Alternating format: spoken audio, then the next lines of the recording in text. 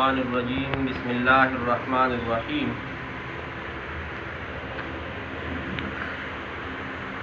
دو قبیلے تھے جو زمانے جاہلیت میں ایک دوسرے کے ساتھ بہت لڑتے تھے،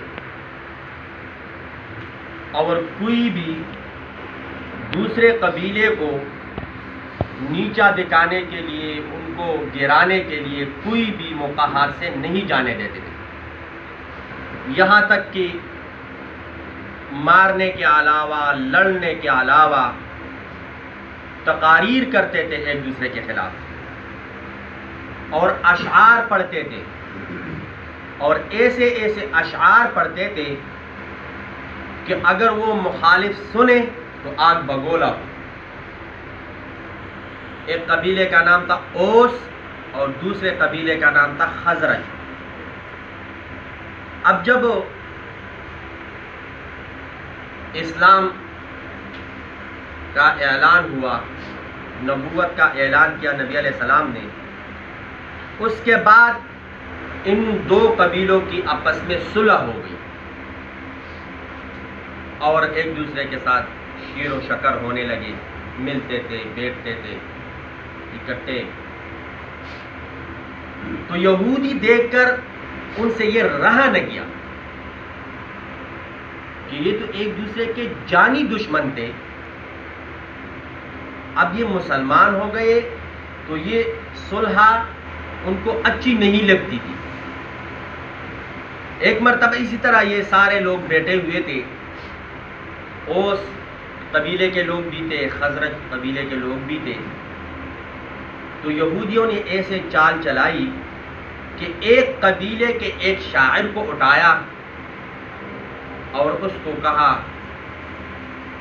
کچھ لالچ دے کر، کچھ پیسے دے کر یا ویسے، کہ جو زمانے جاہلیت میں ایک دوسرے کے خلاف اشعار سناتے تھے وہ اشعار سنائے، اور وہ کڑا ہو گیا۔ جب اس نے وہ سنائی تو مخالف قبیلہ، ان کو بھی غیرت آ گئی، وہ بھی اٹھنے لگے اور پھر لڑائی شروع ہو گئی۔ نبی علیہ السلام کو پتہ چلا، نبی علیہ السلام نے سب کو دوبارہ بٹھایا اور کہا، اللہ رب العزت کے حکم سے جو آج آیت ہے وہ میں اس کا ترجمہ آپ کو بتا دوں گا، کہ جب ان لوگوں کی صلح ہو گئی، مسلمان ہو گئے، تو پھر تم اسلام کے راستے میں روڑے کیوں اٹکا رہے ہو؟ ایک بندہ سیدھا جا رہا ہے، صراط مستقیم پہ جا رہا ہے، تم ان کے سیدھے راستے کو ٹیڑھا پن کیوں ڈھونڈ رہے ہو یا اس کو ٹیڑھا کیوں کر رہے ہو؟ اعوذ باللہ من الشیطان الرجیم۔ قل فرما دیجئے اے پیارے محبوب، یا اہل الکتاب، اے یہودیو، لم تصدون عن سبیل اللہ، تم اللہ کے راستے سے لوگوں کو کیوں روک رہے ہو؟ جب وہ مسلمان ہو چکے، صلح ہو گئی، اب دوبارہ ان کو لڑا کر یا کفر میں کیوں لے جا رہے ہو؟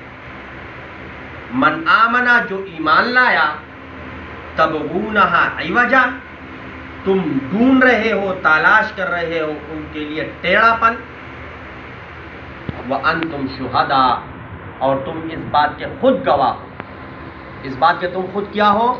گواہ ہو۔ یعنی یہ قبیلے زمانے جاہلیت میں اسلام سے پہلے ایک دوسرے کے جانی دشمن تھے، اور پھر بھی جا کے تم وہ دشمنی والی باتیں ان کو یاد کروا رہے ہو اور مجلس میں ایک دوسرے کو لڑوا رہے ہو۔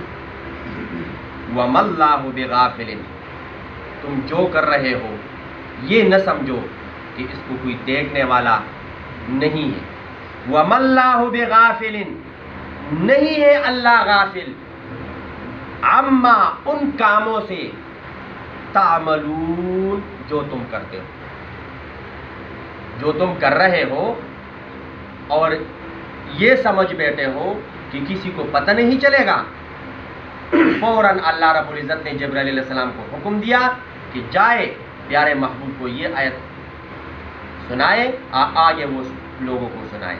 جب یہ آیت ان کو پتہ چلا کہ یہ تو اللہ کی طرف سے، اب اس کی تردید آ گئی، اور ہمارے دلوں کے اندر جو فساد اور فتنہ تھا وہ پتہ چل گیا۔ تو جو تم لڑانے کی کوشش کر رہے ہو یہ نہ سمجھو کہ اللہ اس سے کیا ہے، غافل ہے۔ اب یہ تو ایک خاص واقعے کی طرف اشارہ تھا، لیکن اس کی تعلیم عام ہے، ہمارے لیے بھی ہے۔ ہمیں بھی پتہ چلتا ہے نا کہ دو بندے اکٹھے ہو گئے، اس کو لڑانا کیسے، یا اگر وہ نہیں لڑتے تو پھر ہم کوشش کرتے ہیں کہ پرانے زمانے میں ان کی کوئی ایک دوسرے کو ایسی بات تو نہیں ہے کہ اگر وہ ایک نمبر کو میں کر دوں تو وہ 2 نمبر غصہ ہو جائے اور آپس میں یہ لڑ پڑے۔ اگر ایسا کسی نے کیا ہے تو اس کی معافی مانگے، توبہ کرے اور ان بندوں سے بھی معافی مانگے، لیکن اگر نہیں کیا تو اللہ کا شکر ادا کرے اور آئندہ یا اللہ ہمارے ہاتھوں سے زبانوں سے ایسی کوئی بات نہ نکلے جس کی وجہ سے 2 بندے آپس میں لڑ پڑے۔ تو کوشش کریں گے نا انشاءاللہ، اللہ رب العزت ہمیں قرآن کی صحیح سمجھ عطا فرمائے۔